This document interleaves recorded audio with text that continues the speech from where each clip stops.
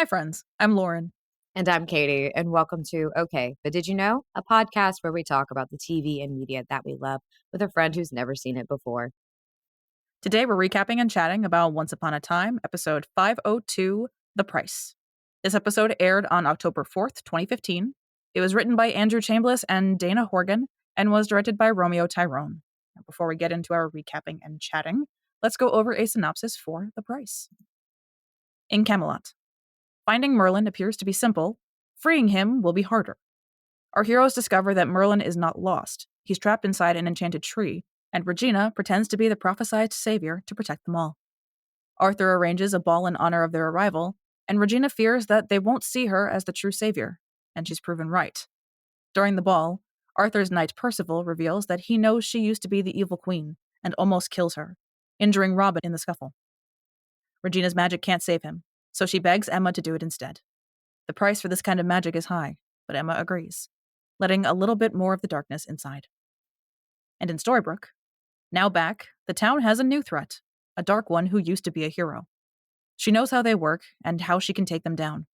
She built the curse that brought them all back to be without a savior, but that won't stop Regina from trying, especially as Robin is taken away by a Fury because someone didn't pay the price for magic back in Camelot. Despite her insecurities, she sacrifices herself to save him, and Snow, Charming, Grumpy, and Arthur join her, splitting their lives to make up for Robin's and banishing the Fury back to the underworld. Meanwhile, Emma's plan is still coming together. In the basement of her new home, Excalibur is back in its stone, and Rumpel reveals what the Dark One is really after, making the sword whole again and snuffing out the light. Ooh. Snuff out the light. Sorry, if you didn't know, there's a song called Snuff Out the Light that was in the original concept of The Emperor's New Groove, and it was sung by Yzma. Oh, I remember that one. It's such a good song. I'll put a link to it in the show notes. I wish they hadn't cut that. There's no place for it in the final version of that movie, unfortunately, because it's dependent on her coming from a line of necromancers. True. And also the point of it is because the original plot of the movie was very different for people that don't know this. But basically in the original one, she didn't want to just take over. She wanted to be eternally young and beautiful. Mm-hmm. So that's where that song comes from. Unfortunately, there's not a whole lot of place for that in our current version of The Emperor's New Groove. But they did give her a song in the Kronk's New Groove. Oh, so that's nice. in the direct to DVD sequel, they let her the more kid sing. Of those. Like, we really do. Because I still have yet to watch all of Moana too. But didn't you say that was one that would have definitely been considered like a straight to DVD? Well, it was originally marked as a Disney Plus series. Oh. And then something happened and they turned it into a movie. And honestly, like, not that it's a bad thing, but like you can feel like the episode splits in that movie. Oh, that's interesting. I think I've seen snippets when the kids have it on. It's not something I've sat down and actively been like, let's watch this. Mm-hmm. But yeah, no, crossing the town line. Great idea. It was a good mirroring of the opening scene of 202 because it was the second episode of season 2 where they did that, and it was for some reason the line that always tickled me was Grumpy going, "We must investigate the line." I don't know why that always made me laugh. But yeah, poor Dopey, he didn't ask to be turned into a tree. He did not. No. But I love Guinevere. She's very pretty. She's so pretty. Mm-hmm. So I was very happy with Guinevere. I think her acting's great too. Like, she does a really good job. She does. I have a little bit of an IMDb, some fun facts about her for later. I loved the line, "You're lucky you're not locked in Granny's freezer." Like, Regina is the best part of this entire episode. Everything with her. She 100% is. The whole thing. Is this really necessary? You're lucky you're not locked in Granny's freezer. Take it off. Or I tell Arthur he just welcomed the Dark One into his... What's that, sis? I can't hear you. It's the two of them finally having those sisterly kind of like banter moments. Mm-hmm. Like, even though it is kind of more sinister because we know what happens, but that's what it's coming out here is their sisterly relationship, and I love watching it. It's so good, and they do really well. Like, they just play off of each other so well. Then you have Robin off the side just like smiling proudly when she does that. I know. He's so smitten that he's just like, that's mine. He's like, look at her be such a bitch. I love it. Yeah, that's my queen right there. That's fine. Mm-hmm. Merlin's a tree. Merlin is a tree, yeah. Merlin's a tree. I was like, okay, let's see how this goes, which is very interesting since, Dopey was turned into a tree. So lots of people are trees. Well, I mean, that's where a clue that's Yeah. meant to be the parallel is it's turned into a tree because that's what happened. Obviously, we'll get more context for all of that as the arc goes. We're only in episode 2. Yeah, and I still don't know how I feel about Dark Swan. It feels Mhm. wrong, but I think that's how it's It supposed to feel. It does. just feels wrong. So every time she's like does something, I'm just kind of like, this feels icky.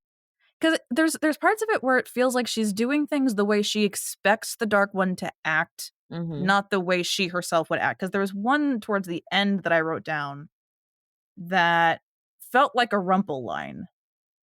Yeah, was it's customary to bring a gift for a housewarming, perhaps a bottle of wine. Regina, we need to talk. Well, I suppose we could bottle that rage and drink it instead. That felt like a Rumple line to me. It did. It's a good line, It's a but it great did. line. I love that line.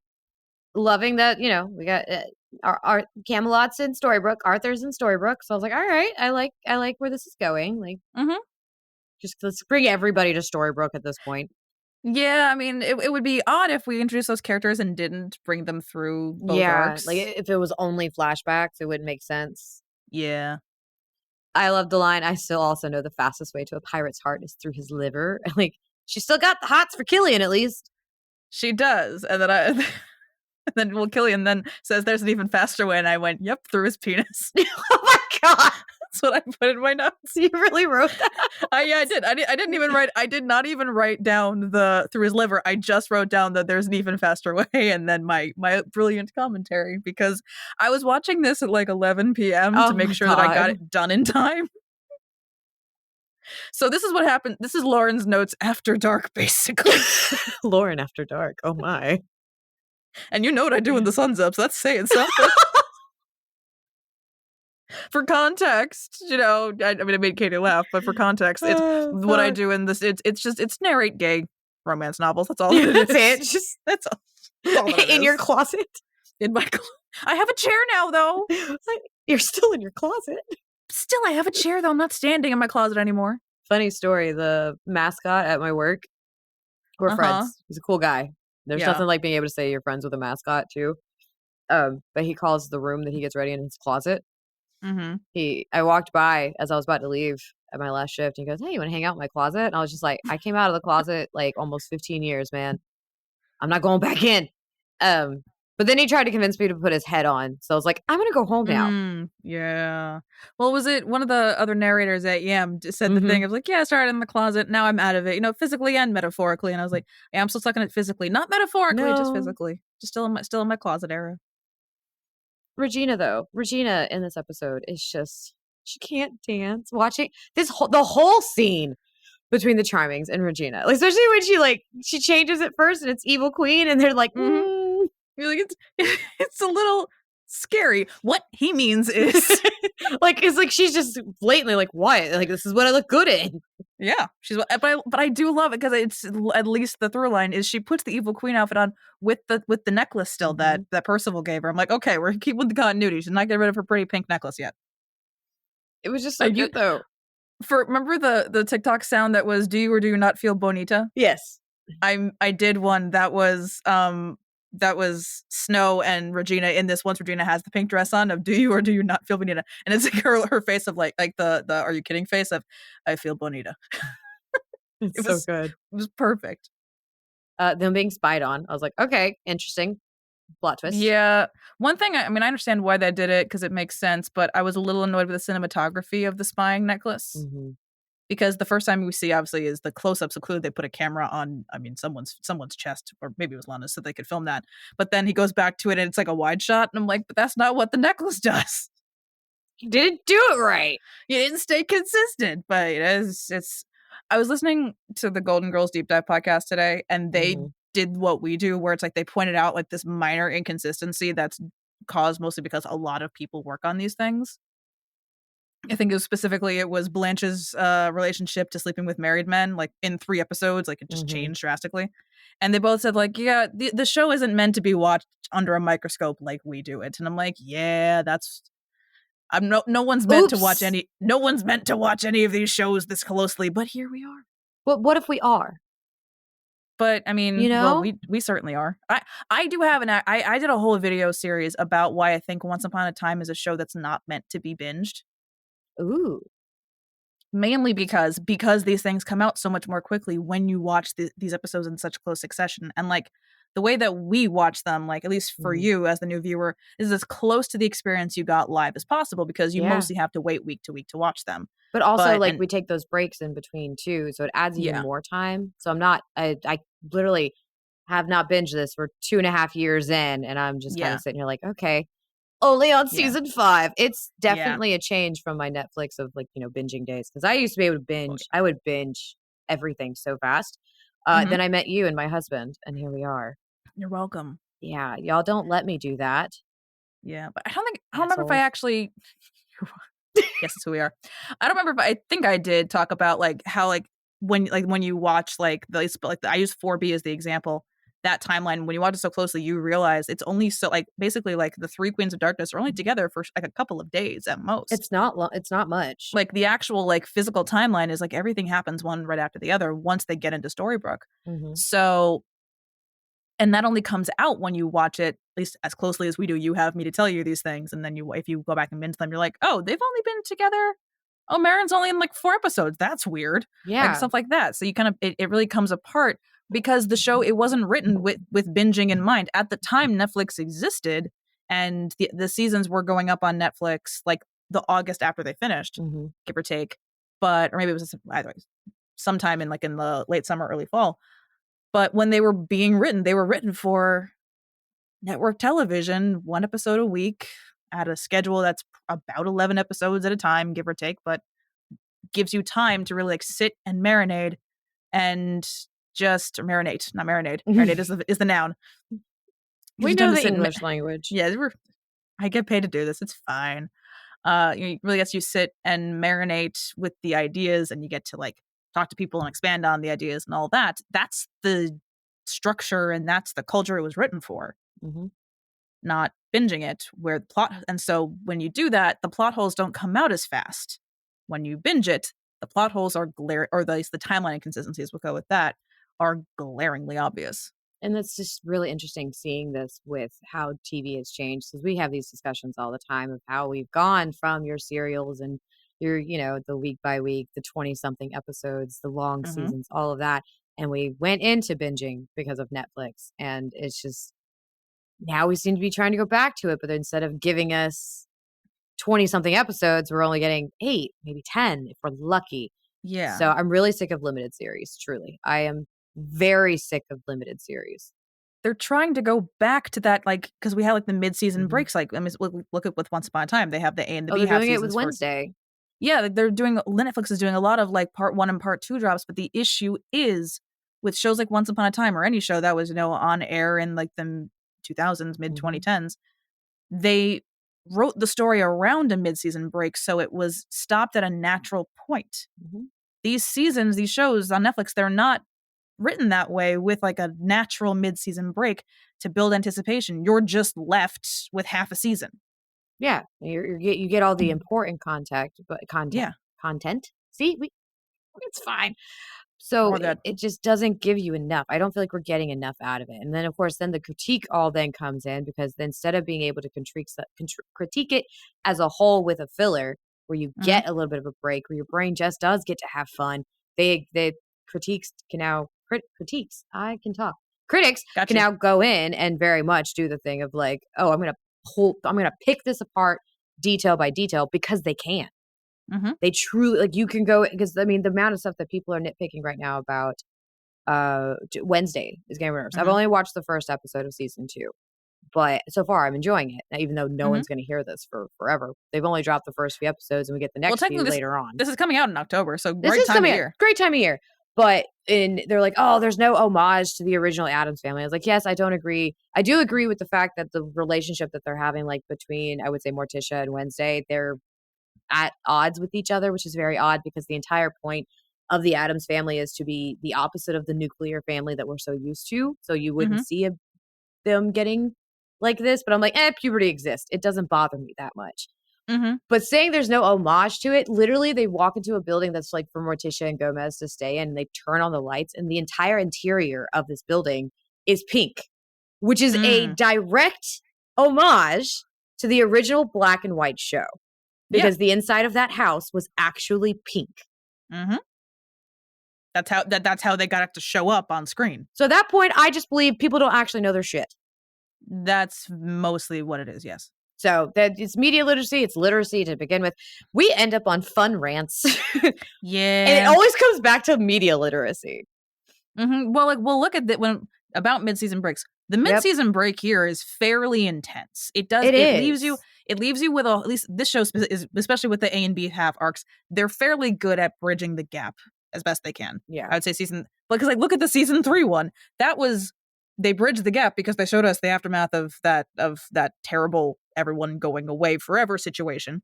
But we'll see with the season 5 one, it's that this story is wrapped up for the most part, but it does bleed into and directly cause the next half of the season. Mm-hmm. Like the next half of the season cannot happen without what happens in this arc. So like this is why I say like every time they did this, they got better and better at connecting them. Oh, they've done a great job thus far, I think. Like Yeah. we've had our issues that, there's plenty of episodes for everybody to listen over 100, if people want to know our opinions on different things, but Well, we're on with Once Upon a Time. Wait, it was over 100 episodes in yeah. total. We're like this is episode like 171, I think. With Once Upon Yeah. a Time, So we're getting almost. very close to the 100th Once Upon a Time episode for the show, and then Yeah. we'll get to the 100th podcast because obviously we blend the finales. We do blend the finales. So like by now though, we've done well over. Yeah, just go listen to the media literacy one. Maybe maybe Yeah. we need a part 2. We might have to revisit that. The media literacy one, ironically, is named "Did You Know Spoon Queen is the superior ship?" Well, that one we also dig, I think, deeper into fandom culture instead too. And I've reached the Yeah, point I have that's a lot of opinions regarding, especially like AI and other things that have progressed since we same. last spoke about that. Yeah, that's the one we talk a lot about, like real person shipping. Yeah, that one's more. I think that we talk about media literacy, but we do heavily talk more about fandom. I think in that one, I Yeah. have a lot of opinions. Yeah. When it comes to literacy at this point, especially Mhm. with the arguments you've had to have recently with your audiobooks count as reading. Like, I really I just mean, want to scream at the void about media literacy more than anything in the world, apparently. I'll touch on this and then we got to get back to the episode. This has been like a 10-minute rant. Oops. Oopsies. It's all been about TV. It's fine. And I keep bringing Once Upon a Time. I'll admit Yes. You, the not me. structure of the structure of the video and the subsequent thread that I posted that caused this response, I'll admit, was structured as rage bait. I did that on purpose. That's fair. Because the threads post was audiobooks and physical reading are not the same thing. I hate to break it to you. And then under the spoiler thing was audiobooks are better because I can read those in the car and not drive into a pole. And then similarly, the video was reading audiobooks and reading physical books is not the same thing. I hate to break. And then I pause and then I go, reading audiobooks is better because I can do it without driving into oncoming traffic. It's the same ideology, but it's a great again, methodology because to get interaction because it was intentional rage bait because it got you to keep watching. Just realize that I'm not trying, but it got some people to be like, but I told you I still don't understand that the cognitive dissonance of the comment that I sent you was that stop saying you're reading an audiobook when you're listening to one. I can concede to the fact that basically they can concede to the fact that audiobooks and physical books is still consuming a book. Mm-hmm. And like I'll go with this linguistically, yes, the definition of reading is to take in physically printed words. That is the definition of reading. But you saw my response of I don't roll down a crank, but I still say roll down my windows, as do most people. We still say rewind. We don't wind a VHS tape anymore. Yep, it's colloquialisms. The linguistics are not that deep, but also you will concede that it's a book, that you're consuming a story. Who gives a shit if I say that I read an audiobook? And that's without even going into the ableism aspect. Do you tell someone who has to read via braille that they're not reading? Are you going to tell someone who can't physically read that their audiobook doesn't count as them reading the book? Like that's not how that works. If you're reading by braille, you're still reading. Exactly. You're consuming the book through your ears. Guess what? Your brain lights up. Mm-hmm. Like, I don't give a fuck anymore. I'm so done arguing on the internet. No, I know. Okay, so let's get back to Once Upon a Time, shall we? Let's go back to the topic at hand. Oh, okay. So with the things, because I was like, Lady Mary Margaret. I'm like, she's a queen. But they don't know that. A lady. But they also called her Mary Margaret. They also have intentionally, they didn't use Snow and Charming. They don't know who they are. You're right. That was the intentional thing. It's Mary Margaret, not Snow White. They don't know who they are. It just bugged me. I don't know why, 'cause it's me. So happy to see more of Leroy. Mm-hmm. I'm just He's like, having all fun. right, here we go. He's a dumb little shit, but because he keeps doing the Yeah. dumbest things. And I'm like, Leroy, I love you. Please stop. That's just Leroy, though. That's just Leroy. And Henry and his first crush with Gramps helping. It's so cute. Regina, when she sees Henry talking to Violet, though, she goes, but I listen. It doesn't. It says it properly in the captions, but Regina says, "Who's that girl talking to my son with the G cut off?" Mm-hmm. And I'm like, Gina, your Brooklyn is showing. No, just a little bit. Just a tiny bit. Well, then I had that moment. I just had it in all caps. I'm like, they're all so happy, and it's gonna end. And then immediately, oh shit, Stab. stab. I was like, okay. And so I'm like, are Robin and Killian just both cockroaches? Yeah, Yeah, they really like to almost kill Robin on this show. over and over again. For fun. Just some funsies. And then, of Mhm. course, she can't pull the sword from the stone, which is so Obviously funny not. because the whole warning of don't pull the stone from the. No, that's not Don't right. pull the sword from the Don't pull stone. the sword from. There's a lot of S's. You're fine. Don't pull the sword from the stone. And I'm just like, oh, but she can't. What's happening? Hmm. See, I pay attention. You do. So are we done with family trees, by the way? Or the wreath? Um, Is the wreath complete now? no, What the fuck? no, we're not actually. How? New people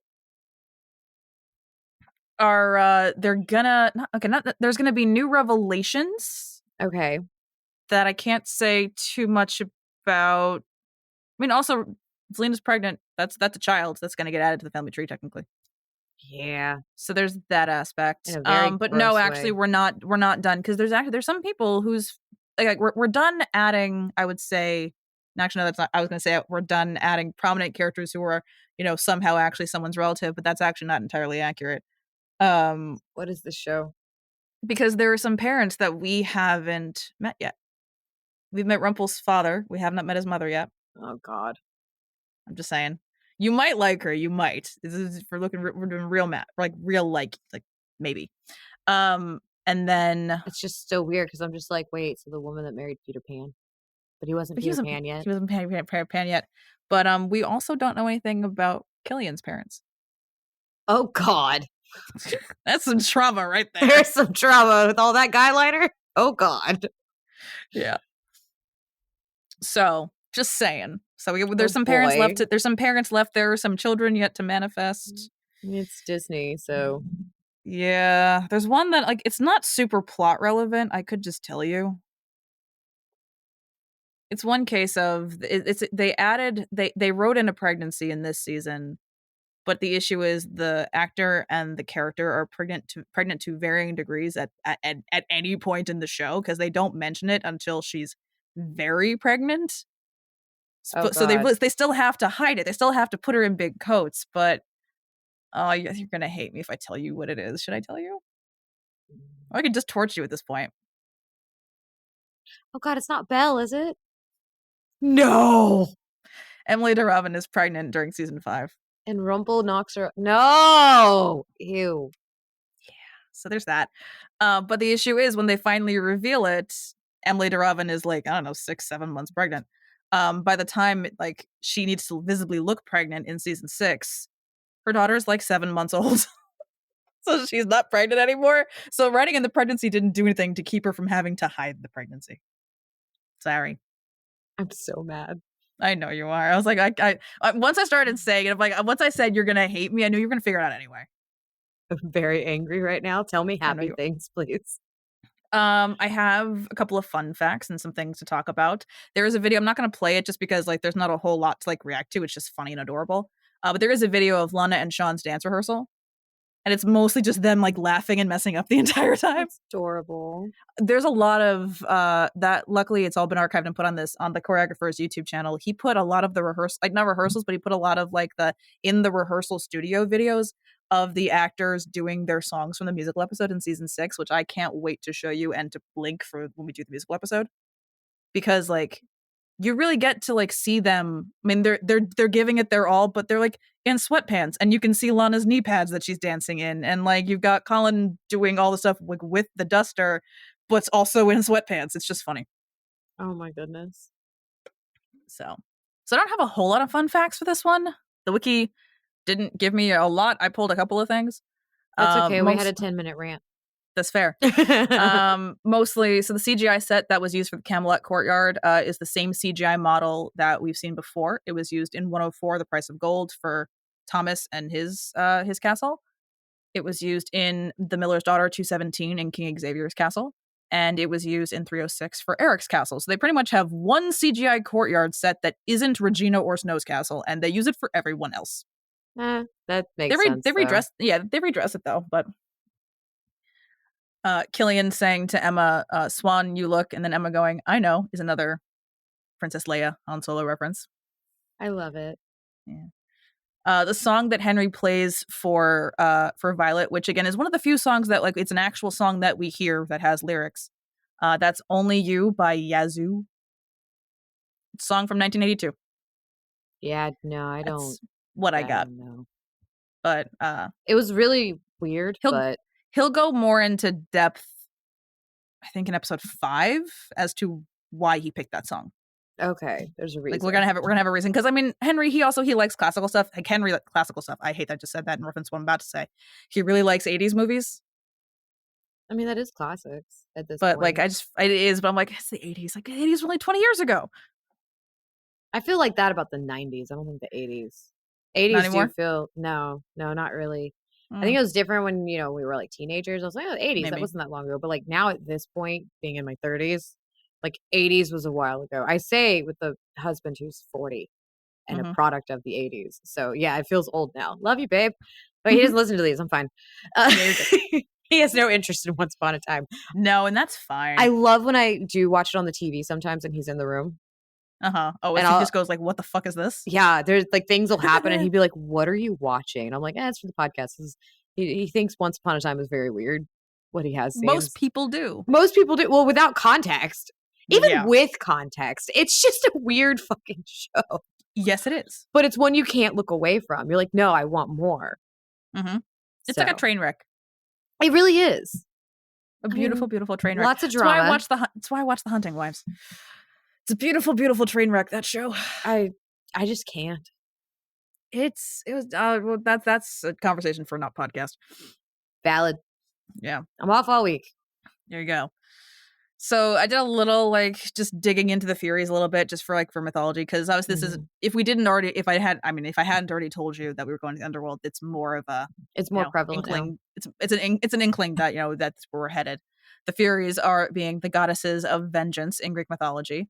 Their Greek name translates to the gracious ones, which I'm gonna assume is where Rick Riordan got the kindly ones from for Percy Jackson.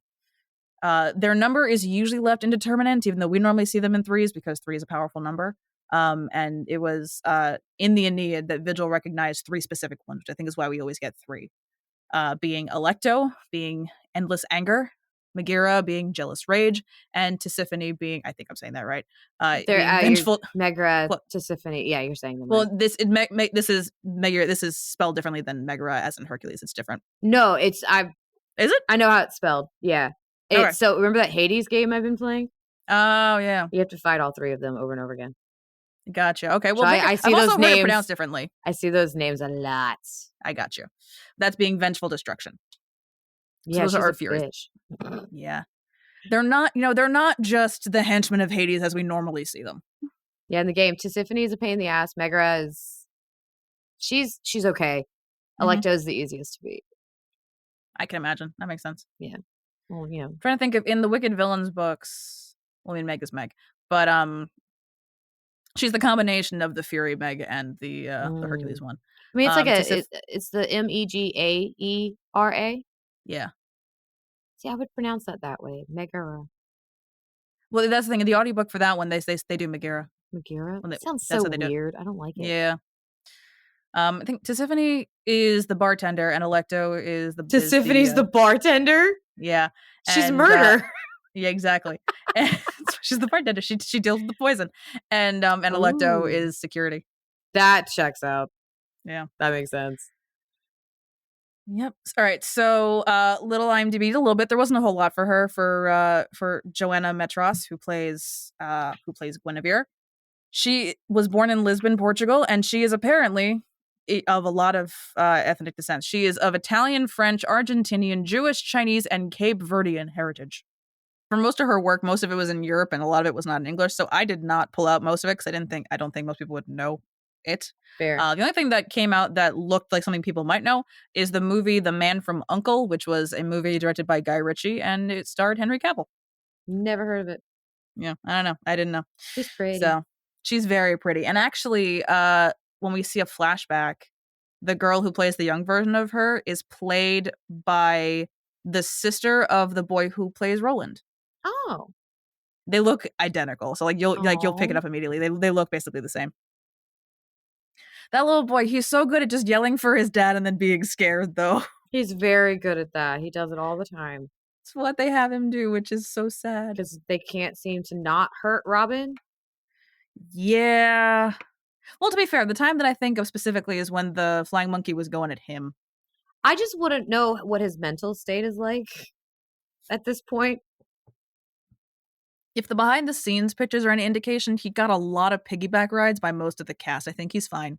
So he got some therapy. Okay. Basically, yes. Because there's a lot of.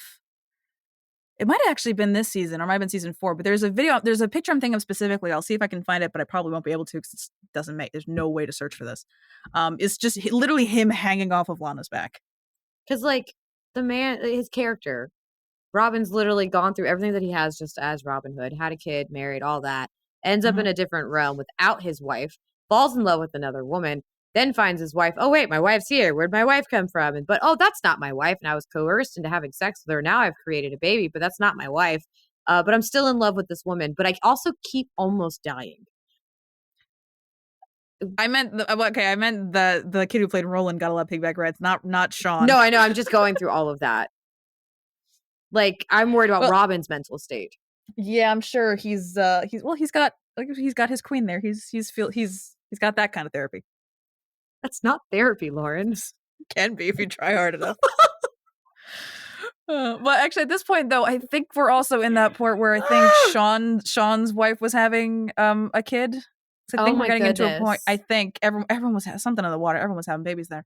Because I don't know. I don't know exactly. He never says exactly when it is, but he tells the story with a lot of fondness because it's always a case of like you want your number one on the call sheet to really kind of take up that mantle and be the leader. And for the first 6 seasons, that was Jennifer Goodwin. And it was a case of I know I can find this video somewhere. I just don't know what it's in reference to. He was at the hospital as his wife was giving birth until like 4 something in the morning. His call time was 6. So he was with her. Like his wife had given birth, like she was fine. But like, so he was there. He went for his call time. He was basically like kind of like swaying on his feet the whole time. And they didn't really he was there, but they weren't doing any of his coverage. They were just doing like kind of like shots from behind his head. So at some point he's like, maybe not making a whole lot of sense. And it was Ginny that just went, send this man home. Mm-hmm. Like, you don't need him. You can put in a stand-in. He can leave and go to his wife. Let him And go like that, sleep. let him sleep. Let him not be here right now. If But you the do not need him. dedication too of him being like, I'm going to be at work. Well, yeah, because like it's his job. He's being paid to do that. But it really is. That's like what you want out of a number one on the call sheet is someone to Mm-hmm. be like looking out for everybody. It's like apparently they all came up with a lot of really good ways of getting out early if they could. Was a lot of them their methodology was stand near Jared because he's going to get cut the fastest because he has to be for legal reasons. Mm-hmm. And if you're in the same frame as him, then you don't have to be there either. Ooh, that's smart. So they'll come with reasons like, oh, he's my son. Oh, he's my stepson. He's my adopted nephew. Like they're all trying to find reasons to stand next to Jared in group scenes so they can leave. That's smart. They're smart people. It's like So. standing around and making sure you're only doing like enough work to look like you're working. And then just Mm-hmm. in restaurants, it's hoping you get cut because it's not busy. Yeah. So much with Emma's plan. And this is a case of we get an understanding of what the Dark One is after in this episode. We're not waiting the whole season to figure out what that is. Emma's are still a little shrouded. What whether Emma is after the same thing as the Dark One is yet to be seen. Because like you kind of said, something feels off. It's not right. Something's not right.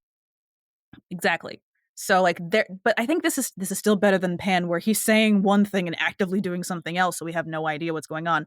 This at least is we know what the big baddie of the Dark One wants, and that's to Yeah. destroy the light. We know that. We'll work towards that.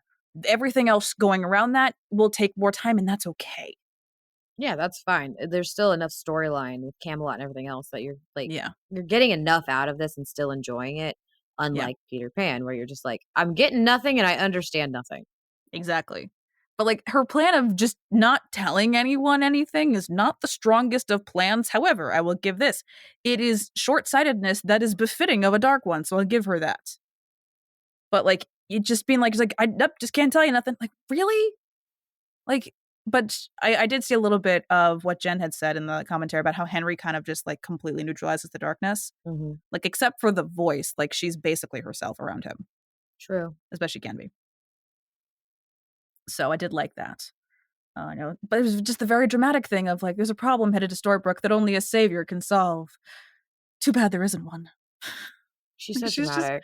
she's so dramatic. 'Cause I think she's trying to be what she thinks a dark one should be, not how she actually wants to be. Yeah, it's I had to take another It's a week lot. off.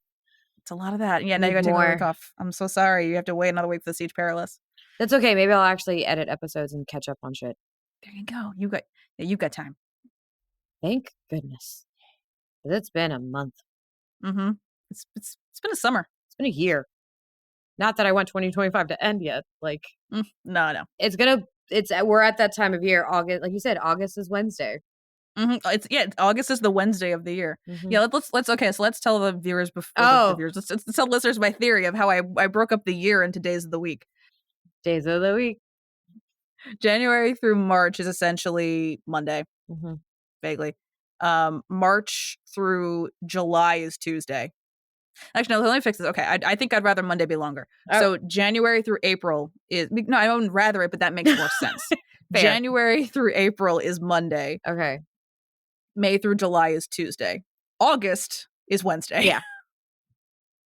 And then September through Halloween, or September through October 30th, I would say, Yeah. is Thursday. And then Halloween to Thanksgiving is Friday, Thanksgiving to Christmas is Saturday, and then Christmas to New Year's is Sunday. Like I love that Sunday is like literally like 2 weeks Yes. Not even. because not even 2 weeks. It's like a week and a half between Yeah. Christmas and the end of the year, and you just kind of sit there and you're like, no, that actually makes complete sense because I swear Sunday's just gone. Mhm. Yep. So that's my theory of the months of the year as the days of the week. Days of the week. I have a kindergartner. I can't help you there. No, Like you're I gonna know. have lots. If I start breaking out into song, just remember you befriended Linda. I mean, I also break out into song. This is fine. Oh yeah, It's life. It's I just don't have different to explain songs. myself anymore. It's just different songs. So, how do you feel about Emma finally having her own place? I hate it. Do you hate it? Do you just not like the house? It's so empty. I Well, like yeah, cozy. but that's the point. It's supposed to be empty. Yeah. Like she's because it's missing something. It's missing something. It's not even like the style in which I would expect a Mm-hmm. dark one to have, or even Emma. Like it Mm-hmm. doesn't fit with either Emma or dark one. So Okay. it's kind of jarring. It just looks like, oh, there's an empty house. I'm just gonna hang out here. It's I like a good stylistic choice because like even the mayor's house, like Regina's house, Mm-hmm. looks like something a queen would live in. Yeah. This house doesn't look like something a dark one would live in, or even just Emma. So it doesn't make sense in my brain. Nothing. It doesn't. It leaves a disconnect between the character and their and like where they live. It doesn't make sense because like I'm gonna seeing say. Snow's apartment matches Mm-hmm. with what you would imagine a modern Snow White to be in. Mm-hmm. I'm gonna say this. Oh. For everything feeling off and feeling like this doesn't quite fit how we would expect a dark one or something like that, Mhm. that means these are the right stylistic choices. If that's the ideology, and like Because again, you don't something feels off with Emma as the dark one. exactly, you don't have enough context to know why these are the right choices yet. But See, I do. media literacy. I'm picking up on foreshadowing. You are. You're picking up on the clues and the hints that they put in this show. Because we had these same conversations and then like, oh yeah, no, that makes sense. Because So it's jarring. It's it jarring, is. and it's set to put you. And it's funny because like with Rumple, like with his performance that he puts off, it also makes you uncomfortable, it makes you uneasy. So it's just very interesting in seeing the different ways that they do that too. Mhm. Like it's a different methodology, but it still works. Yeah. Absolutely. Why do I love But this shit so much? I know you do. I love it so much. But Emma's line of just because I'm the dark one doesn't mean we can't still be together. I went, yep, this is where my dominatrix Dark Swan verse came from. I wrote that into when I was on the RP fandom. I think it was after this episode where I was like, okay, dominatrix Dark Swan, who wants it? You just want a dominatrix. I was writing as the dominatrix. Again, sorry, my brain was like, that doesn't connect, but I'm not going to spout that on the internet. But you know what's even funnier? From what I can remember, the main RP partner who wrote with me with my dominatrix Dark Swan verse was a Cruella, which canonically doesn't make any sense, but it was funny. Not at all. She did. But even still, there's more canon yet that makes it make even less sense. There's more canon because Cruella comes back. Yeah. And I believe I did the exact thing of, is mommy boring you, darling? Don't do that to me. Damn it. There's a bit with handcuffs. The whole bit of that, I can't wait for your reaction to that, because that's a moment where I expect to get my name in all caps. Oh, it takes how much it takes. No, for me I know it does, and I think also because I'm very intent. You will full name me. You know my full name. I'm very intentional about not telling you who she says that to, because it's like the whole. You keep wanting to give me more, and it's right. Well, here's the thing: tonight. I'm entertaining you mainly because I tortured you with Belle before. It's, if I can do it without saying any names, is mommy boring you, darling? Normally you're so much more enthusiastic when I come to visit you in your dungeon. Oh, maybe I need to try spicing things up with a little hardware. And then the person responds with, does this act really work? Because honestly, I find it repulsive. They're trying to be somebody. I need to watch more Once Upon a Time. Can we rediscuss the binging aspect, please? Yes, we can. No, we cannot. No, we cannot. We're not allowed to. That's like the entire 2.5 years in. This is the entire basis of our podcast. You can't just change it. No, because also you'd have to binge 12 episodes. Okay. Is that in? You just said. No, 13. Was that in 4? No, was that 414 or 415? It's one of those. So either way, you got you. Oh, sorry, 5. I was about to say, I was like 5. We've been in season 4 for so long. Okay, it takes 6. It's kind of like when you start a year and you're not used to writing the new year on things yet. You'll get there.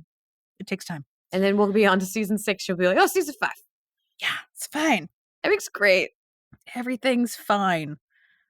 But I get with Regina when this is back a little bit when they found out everyone from Camelot was there. She just went like, these toy soldiers. I could kill them all with a wave of my hand. Regina, I don't mean I will. Right? She's like, I have murderous tendencies. I've just done it less. Exactly. And this is, I don't think I have any other lines besides this was just a note. And I have a little bit of a rant. We can do stats first. But Henry's foray, a little bit of rant. Henry's first foray into love is the B plot this show needed. It is, because he's at that age now. Yeah. So I have my little rant about Regina and her insecurities. Before we get into that, Katie, what did you rate the price? 9s across the board. Seriously? Wow. Okay. 27. It's not a 30. No, it's definitely not. I really enjoyed it though. You got to remember, I really enjoy Arthurian. Mm-hmm. I blame that one version of Merlin that I watched with Sam Neill. Like, it made me fall in love because they did it so well. Mm-hmm.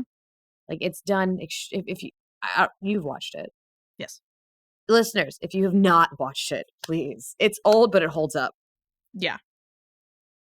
So yeah, I did not give it like that. It. No, I didn't. Like it. This episode continues to be one of my least favorite. And actually, if I remember correctly, this is where I stopped on my old stats rewatch when we started the podcast. We finally made it. We made it. It took 2.5 years. Yeah. So I gave it a 7 for plot. There's just not enough in it. Like, it's the plot that with the exception of telling us like this is what the Dark One's after. The plot that it moves forward is self-contained. It's Robin and the Price of Magic. That's the plot that it moves forward, which we deal with. It gives us some stuff, and it's in the way everyone's acting. I'm aware of why they do it. Character still gets a 6 because it's again a little too loopy and too self-contained, and everyone's kind of talking themselves in circles. And of course, It got a 6 for personal. It's just, I find this episode not the most entertaining, especially with their solution just to be to Guardians of the Galaxy themselves. It's not my, so this gets a 19. It's not my favorite tactic. I see. So You also have more context than me then. I so. also have more context. Like they have such clever ways of getting around things that aren't just, we're gonna just split our souls each evenly to save somebody. Just saying. But one big thing with this episode so much is Regina's insecurity of whether she can be the savior or not, and whether she believes, basically, if she believes what she's been trying to do by herself is, can she be good? And I really, this Regina is why this has at least 6 points. Otherwise, probably would have gotten less. Because her immediate response to Snow saying she had to get checked out when she was, knocked around by the Fury was, "You don't believe I can do this," was very reminiscent of the moment in Mother when she says to Korra, "You don't think I'm strong enough to do this." It's her just, it's that insecure, self-destructive little girl in the back of her head that just feels like she needs to do something to prove herself, even if it's the wrong thing. Which then furthers back into the whole thing that Regina can't dance, which, like, it works and this is why these things get less points. Her Regina being insecure works, or Regina not being able to dance works great for the insecurity plot. However, it makes no sense. Because look at who Korra is, what she wanted her daughter to do. There's no doubt in my mind that woman put her daughter in dance lessons. Fair. If she wanted to make her a viable prize for, like, a prince, or for a crown prince or a king. Like, sure, she could be concerned about her skills being shoddy after decades of disuse, and Regina's whole thing when Snow says, "We went to dozens of balls together," and she went, "When your father was more interested in dancing with his precious daughter than his wife." Sure. Decades of disuse? Sure. I don't believe she's that bad at dancing. I just don't believe it, given who Korra was. Well, she There's no picks way. it up pretty easily, so it could have been She a does. situation of that, of like, it's just been so long. Mhm. There's things I used to be able to do dancing regularly that I Yeah. cannot do anymore because you get out of practice, Mhm. We used to do Like, swing dancing. Like, come on. Yeah. I can't, Like, not anymore. So, like, I see what they were trying to do, but for me, I'm just like, it's adorable, it's fun to watch, but for how I have to watch this, please no. I was having so much fun. I was like, look how cute they're being. And I don't So even now like it's, the Charmings. I feel like for the second episode of every season, we have vastly different scores. That happened last season too. I'm curious, what did you give 202? 202? Because that's one that I love. 202. I gave a 24. Okay, I gave that one a 29. So not as vastly different. And then 102, 102 to 25. That's a decent score. But yeah, so like it's in the last couple seasons we've had vastly different. Yeah. This wasn't even a case of like it felt like filler. I'm just like, it just felt like we didn't move anything forward. To me. That's fair. Given where I know we're supposed to go. Yeah, well, I don't know where we're supposed to go, so. Yeah. You're just along for the ride. I really am. It's just a really wild fucking ride. Mm-hmm. And it'll keep being that way. Okay. I love you. Thank you all for listening. Join us next time when we discuss Bob's Burgers Season 9, Episode 17, What About Blob, and Episode 18. If you love it so much, why don't you marry Annette? Don't forget to like, rate, and follow the podcast wherever you listen so you can be notified every time we publish a new episode. Follow us at OBDYK_pod on Instagram and Blue Sky. And if you'd like to join our Patreon, you can find the link with more details in our show notes. This has been an episode of Okay, But Did You Know? A TV and media podcast. It was hosted by Lauren and Katie and edited by Lauren.